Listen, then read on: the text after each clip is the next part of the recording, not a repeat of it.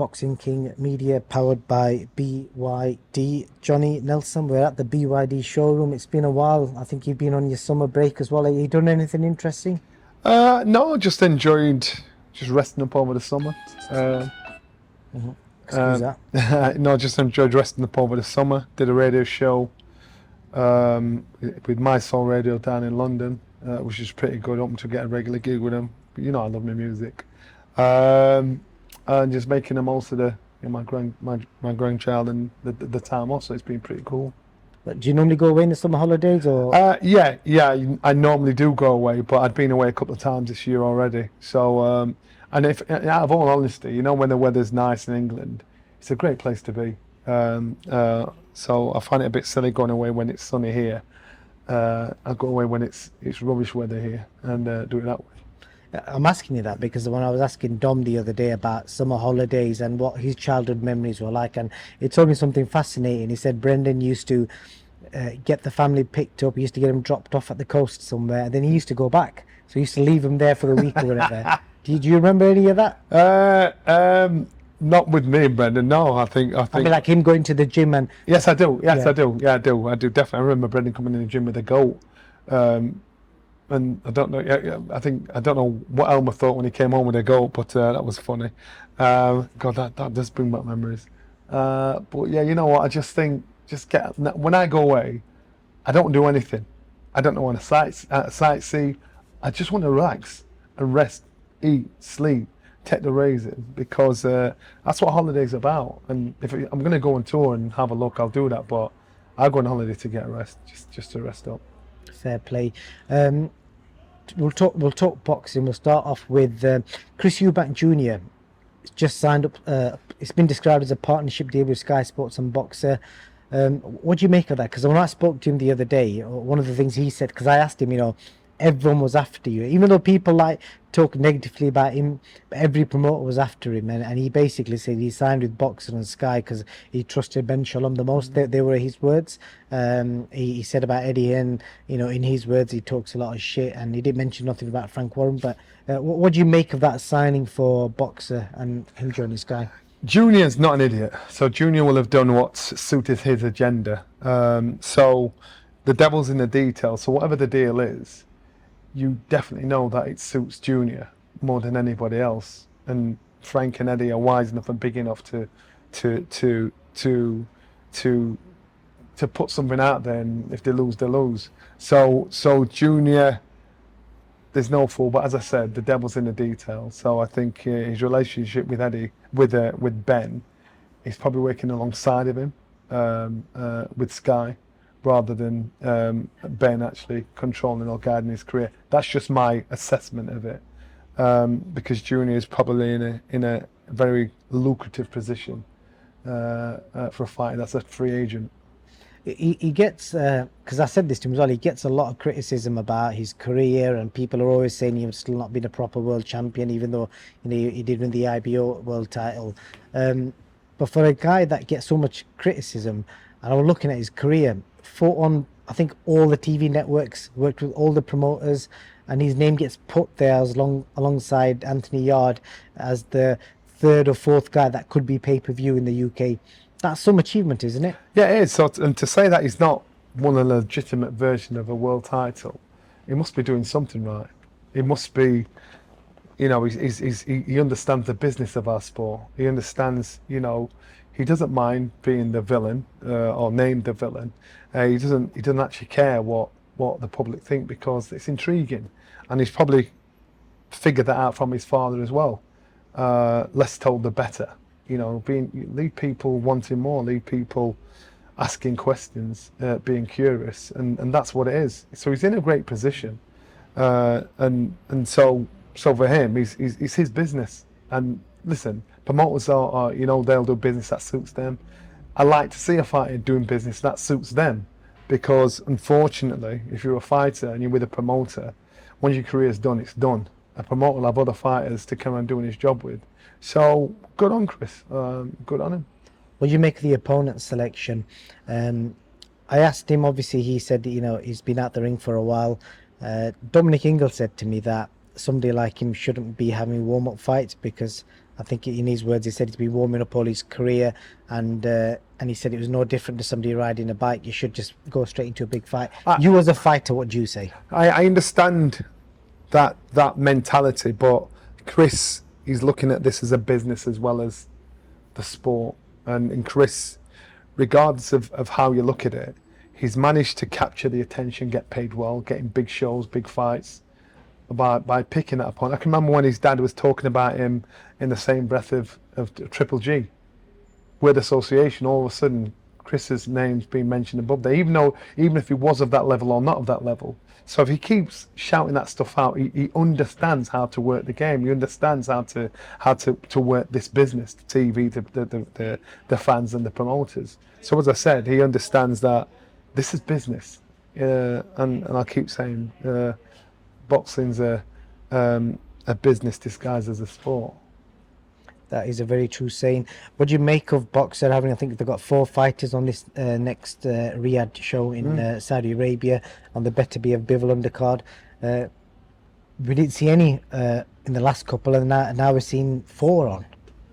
Well, Turkey's doing what he said he was going to do. He's going to make people work together, regardless of what agendas promoters have. He's going to make them work together, so they either work with him or they're out. And I like that. I like, as a fan, as an ex-fighter, I like that. So he's basically saying, you boys were a big fish in a little pond. You're in the sea, you're in my sea. And this is how we're playing it. If you don't play ball, you're out. So I don't care if you don't like him or if you don't want him in. You're working together. And like it or not, the promoters have to do that. I like that because that shows how powerful and how connected he is, to have the promoters that usually call the shots over the fighters, that usually, will play one off against the other. They've got to play in the same field. So Ben getting an opportunity to sit at the table, good for Ben. Ben won't be the only one that's got an opportunity to sit at the table. And if you perform the best and if you've got the fighters, you can put them on and be part of the show, then good for him. This is business. And I keep saying, Frank said to me once, I've got to do business with a lot of people I don't like. That's business. Yeah, it definitely is. And the other fight I want to talk about is Adam Azim, who seems to have been kind of forgotten about. It's not official. He's put on his socials that his opponent will be getting announced tomorrow. As we sit here right now, there's no news of that. But I read something on Twitter saying that it may not be Harlem Eubank.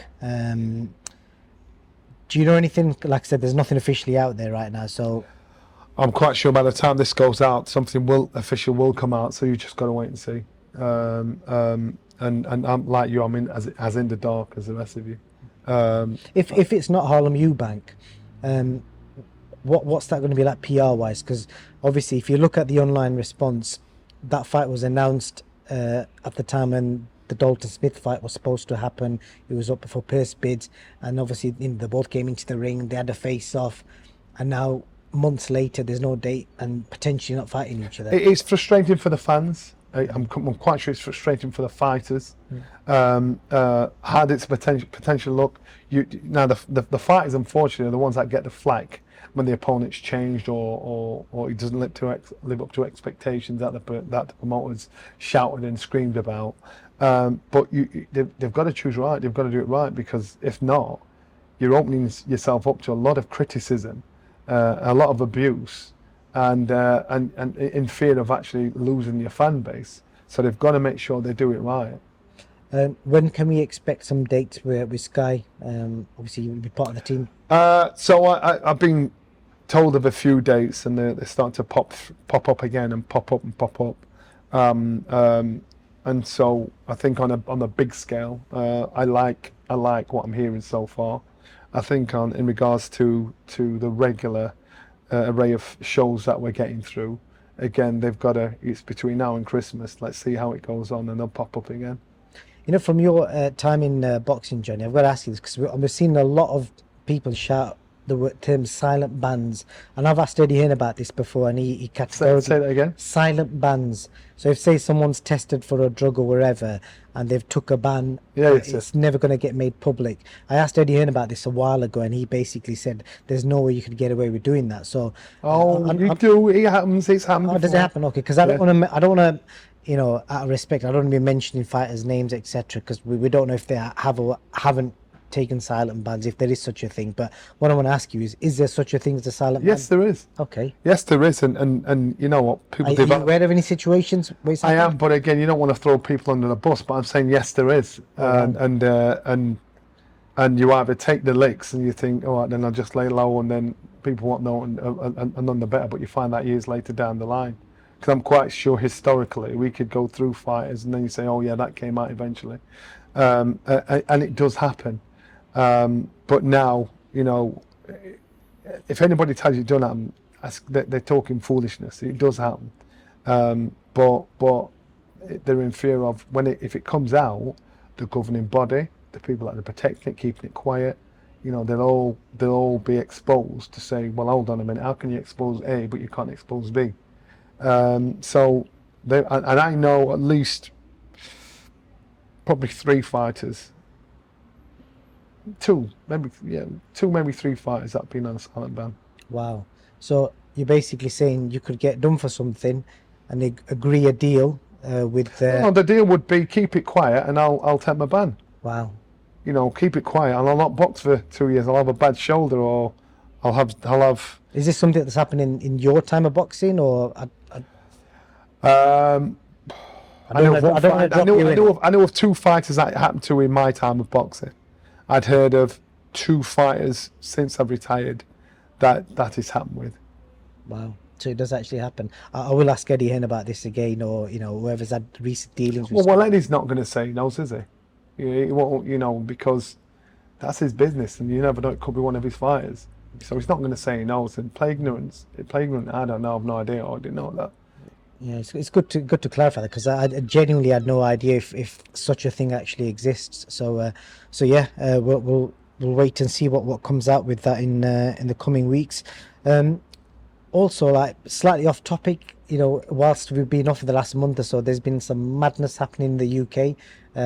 You as a black man, what did you think of the whole riots and people rocking up in? I'm not saying you're an immigrant, but people rocking up in immigrant hotels and not too far from here, smashing the hotels up and that. You know what? I think sometimes you've got to have uncomfortable conversations, and you've got to face the ignorance, and especially here, when there was foolishness going off here, they were they had to stand down and say behave themselves, because if you're going to turn up to immigrant hotels and you're going to turn up and all of a sudden have an issue about immigrants, do it in an area like Pittsmore. Go up there. Don't go to Chisora Road. Don't go to an area where you're not going to be confronted by these people you want to make noise about and threaten. You can go to a hotel where there's few. If you're going to do a march, you go into the areas where these people live. So that is bullying. It's a bullying, cowardly mentality when this kind of ignorance comes out. And when I saw it, I just thought, why? But the one thing I've got to say, especially, I can only speak for Sheffield, there was, when they had marches against the what they class as the immigrants. You also had people, black and white, of all colours, in Sheffield Town Centre against this. And it was a massive crowd. And to say, we're standing together, we're a community, any colour, creed, we're standing together. Don't bring this here. But it was cowardly behaviour where Keir Starmer, like him or not, he's like said, yo, get in prison, behave yourself. All of a sudden, it's not me, I've got mental health issues, I'm really sorry, I didn't know what I was doing. You can't spit at the police and throw things into the police and then all of a sudden want the help when bad things are happening to you. There's got to be a line drawn. If you want to have a police society, but respect them, because it can't work when it suits you. You can't be against them and disrespect them and give them a hard time when it suits you, but need the help when all of a sudden the heat's on you.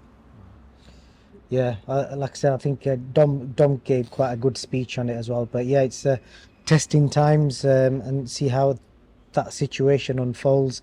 I want to speak to you about, Dom got a lot of flack for this the other day.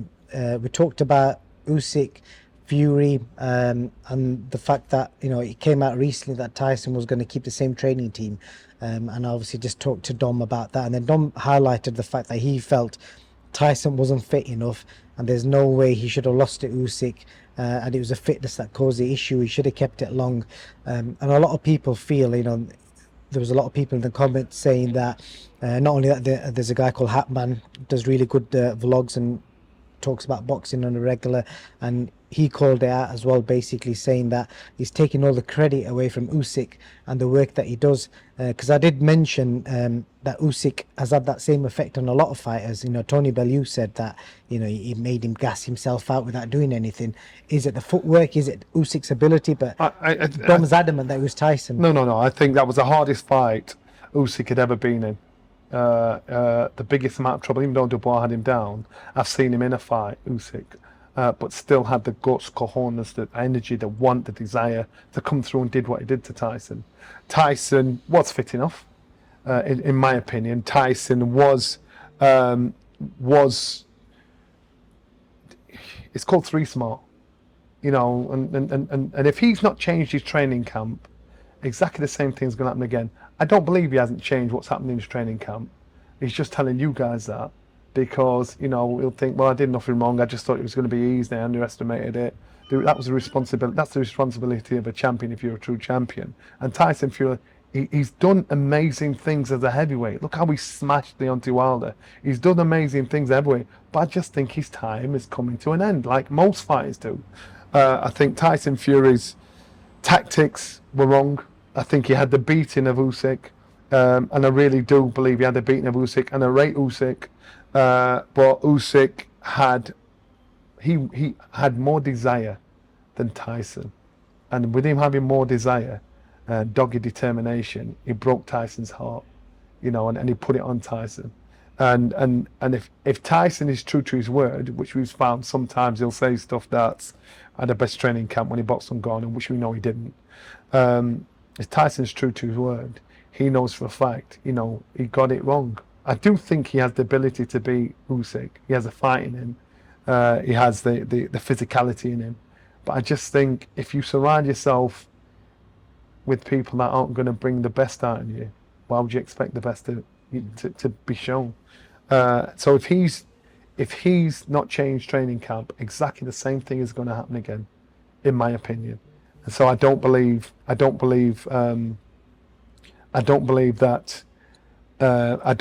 is the case. I think he's had to change something, and this fight's getting closer and closer, you know. And so when it gets closer and closer, he's been put in his place. Remember all the things he said about Usyk, little gap teeth, jumped up middleweight.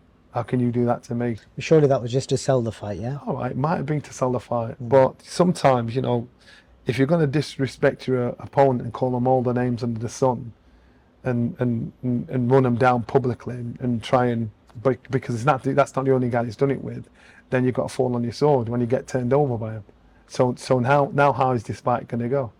And if I'm honest with you, I said I'd be surprised if this fight happens. So if it does happen, and the same thing happens again, how is Tyson Fury as a man, as a fighting man he is, going to get his head around it?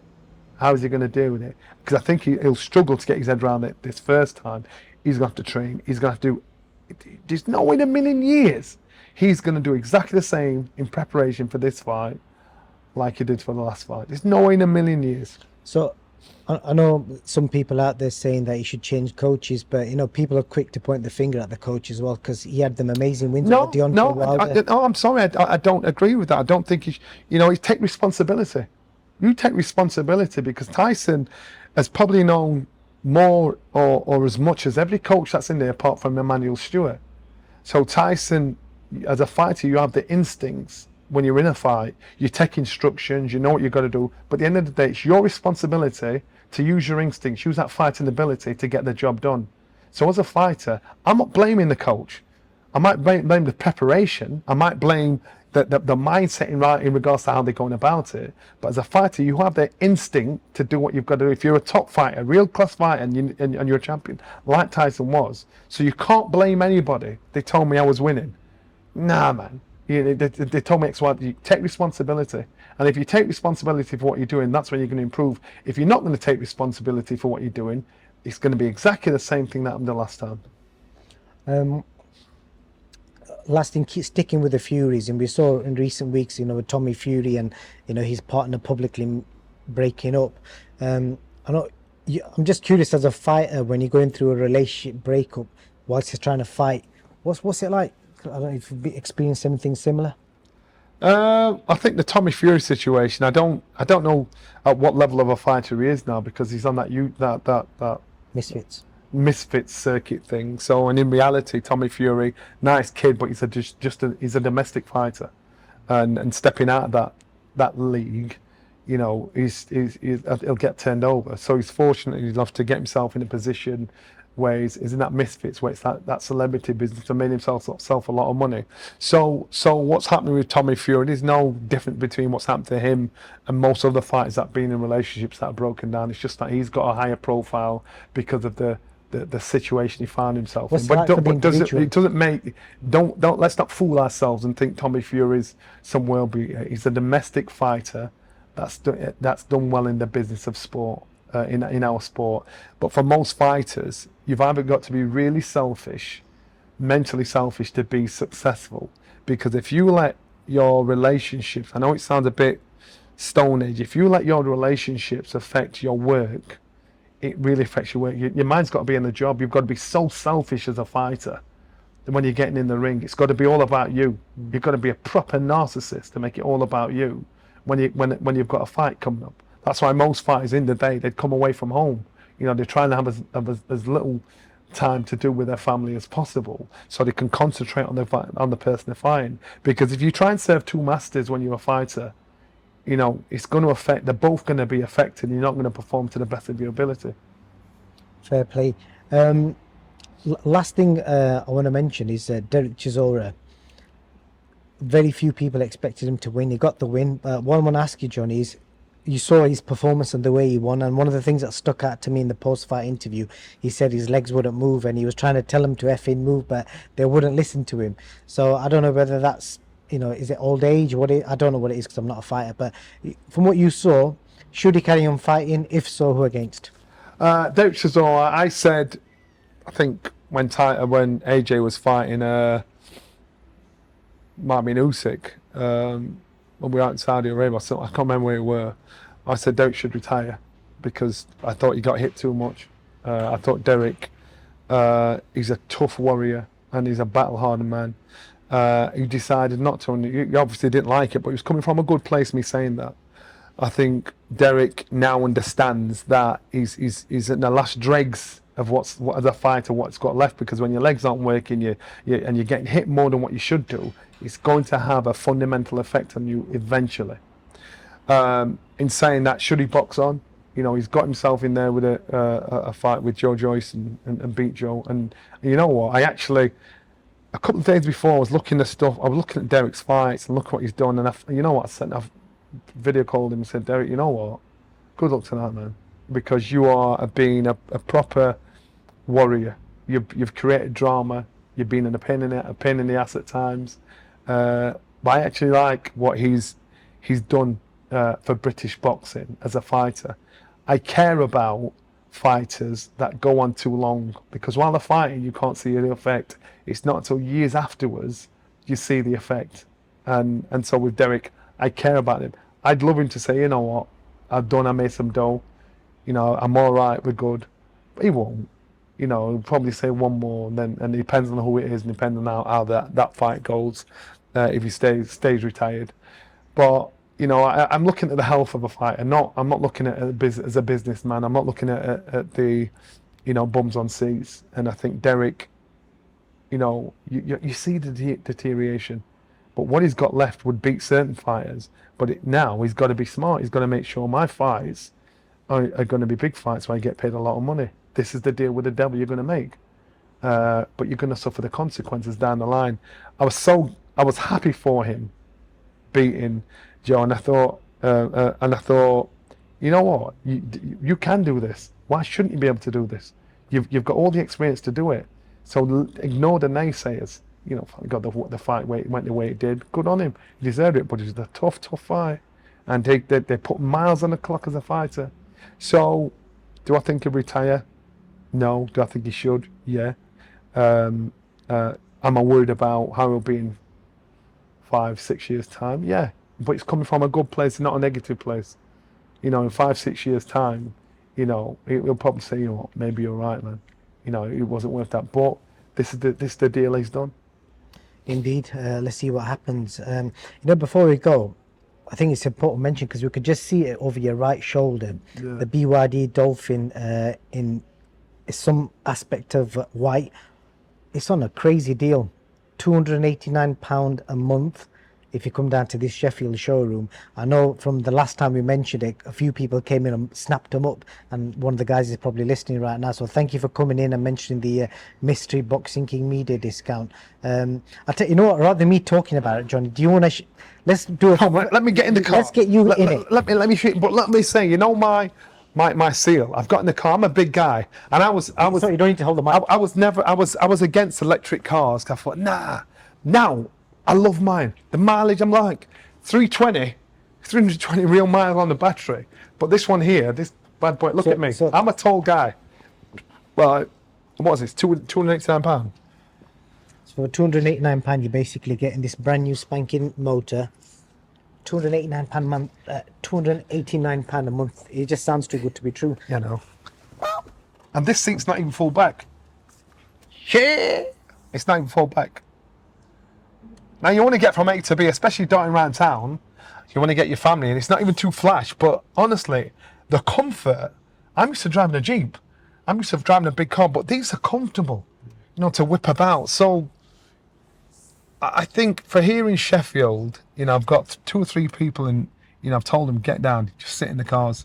It's worth mentioning that bloody screen as well. How many cars do you pay that much a month for, and you get like a big iPad in the car? But that's what I'm saying. It's just you take it for granted. I've had an electric point put in my house, and I was the one that against this sort of stuff. But I'm thinking, I love them, and I think a deal like this, it's a good introduction to the electric world, like it or not. And I think these are spot on. Look at the space. You want to show them the boot, or I think what do they call it in the US? Trunk. Let's look at the trunk. See what's in there.